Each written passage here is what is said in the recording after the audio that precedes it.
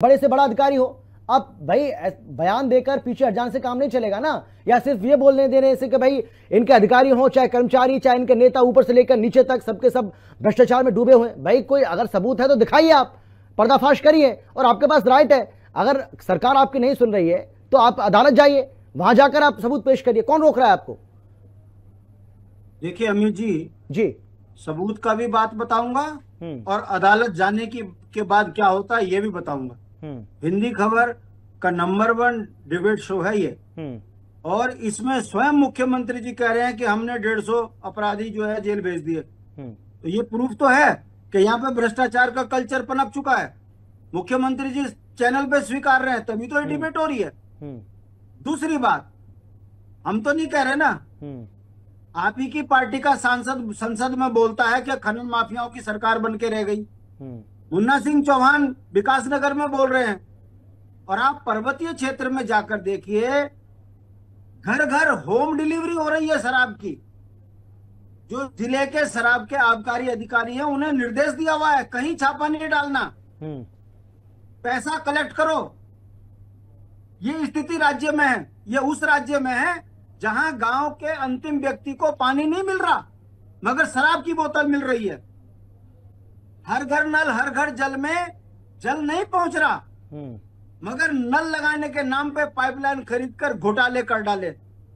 ये उस राज्य की बात आप कर रहे हैं जिस राज्य के अंदर डॉक्टर नहीं है, रेफर सेंटर बन गए पहाड़ों में, दवाइयां नहीं है। और यहाँ मुख्यमंत्री जी गाल बजा रहे हैं कि यहाँ भ्रष्टाचार नहीं है। अब आ जाइए, आपने कहा कानून में जाइए, शिकायत कीजिए। उत्तराखंड क्रांति दल के नेता आशुतोष नेगी ने श्रीनगर में खनन के 1000 करोड़ का घोटाला खोला, वो जनहित याचिका बन गई नैनीताल में। और आप अंकिता हत्याकांड में मुख्य आरोपी को फंसाने के लिए वो पैरवी कर रहा है कोर्ट में, तो उसको एक फर्जी मुकदमे में जेल डाल दिया, और उसके बाद रंगदारी का मुकदमा लगा दिया। और उस मुकदमे में क्या किया, जैसे बड़े अपराधी के साथ करते हैं, रात के अंधेरे में उठा के ले गए, उसका मोबाइल छीन लिया, मोबाइल से तमाम वो सबूत हटा दिए जिसमें उसके रिकॉर्ड थे। मैं पूछना चाहता हूं, नहीं ठीक है, आप पूछिए, आपको अधिकार दिया। मैं ये कह रहा हूं शांति प्रसाद जी, ईमानदारी से आप बताइए, किसी भी चीज को क्या आपको लगता है कि जीरो पर लाया जा सकता है? मुझे लगता है कि कम तो किया जा सकता है, लेकिन क्या चाहे वो अपराध हो, चाहे वो भ्रष्टाचार हो, चाहे वो आतंकवाद हो, चाहे वो नक्सलवाद हो, उसमें कमी जरूर लाई जा सकती है, लेकिन आपको लगता है कि बिल्कुल उसको खत्म किया जा सकता है किसी भी चीज को? लगता है आपको ऐसा? अमित जी, चरित्र जब पूरे समाज का कल्चर बन गया हो भ्रष्टाचार, मुख्यमंत्री कार्यालय पर आरोप लग रहे हो, इन्हीं के लोग लगा रहे हो, और तो विभाग का अधिकारी से लेकर कर्मचारी तक भ्रष्ट होगा। आप जरा राजस्व में जाकर देखिए, पटवारी से काम करा के दिखा दीजिए, यही नेता बैठे हैं। अगर कोई मान जाए, मैं बता दूं, एक छोटा सा प्रमाण पत्र गांव में बनाने में 2-3 हजार रुपए का खर्चा हो रहा है। आप किससे शिकायत करोगे? अभी एसएलओ ऑफिस में पिछले 4 साल से मैं स्वयं एक का मुआवजा दिलाने के लिए भटक रहा हूं। क्या कारण है, क्यों नहीं हो रहा? जबकि सेवा का अधिकार नियम यह कहता है कि 15 दिन में यदि फाइल में ऑब्जेक्शन लगाए बगैर अगर फाइल रुकी होती है तो एम्प्लॉय पे जो है उसे निलंबित कर देना चाहिए। क्या हो रहा है?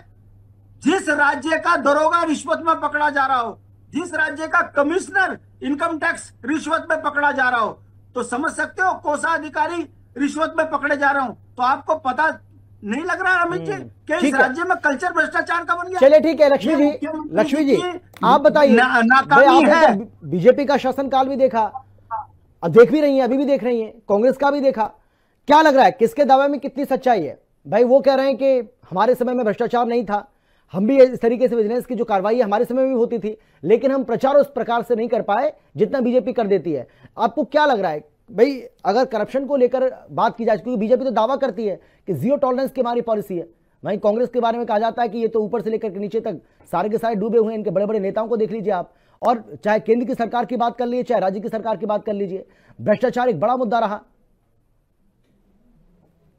अमित देखिए, ये तो उत्तराखंड का दुर्भाग्य है कि जब से सरकार आई है सिर्फ उत्तराखंड को लूटने की का ही काम किया है सरकारों ने। लेकिन कुछ हद तक अगर हम लोग देखें अभी, तो बहुत ज्यादा मतलब एक सुकून सा है कि जब ये ऐसे भ्रष्टाचारी पकड़े जाते हैं तो हम जैसे और आप जैसे लोगों को जरूर सुकून मिलता है थोड़ा सा, कि चलिए कुछ तो धामी सरकार अच्छा कदम उठा रही है। कि एक तरफ इन पे जो जब कार्रवाई होती है तो अगल बगल वाले तो थोड़ा सा एक डर इंसान के अंदर बढ़ता है। और भ्रष्टाचार में खैर ऐसा नहीं है कि भ्रष्टाचार आज ही हो रहा है, शुरू से भ्रष्टाचार चल रहा है, लेकिन और इतना गहरा हो चुका है कि अभी शांति प्रसाद जी बोल रहे थे तो मुझे लगा कि सही बोल रहे हैं वो, क्योंकि देखिए हर जगह आप किसी भी ऑफिस में किसी भी सरकारी डिपार्टमेंट में चले जाइए तो वो ये उसको ये नहीं कह सकते कि वो कांग्रेस के टाइम का है या वो बीजेपी के टाइम का है। हम ये चाहते हैं, एक आम पब्लिक ये चाहती है कि सरकार कोई भी हो लेकिन भ्रष्टाचार पे जो है वो कड़ा प्रहार होना चाहिए। आम आम इंसान के लिए जो है एक सुकून वाली जिंदगी की हम लोग बिना किसी लेन देन के, बिना किसी भ्रष्टाचार के इजी गोइंग से अपने अपनी अपनी लाइफ जी सकते।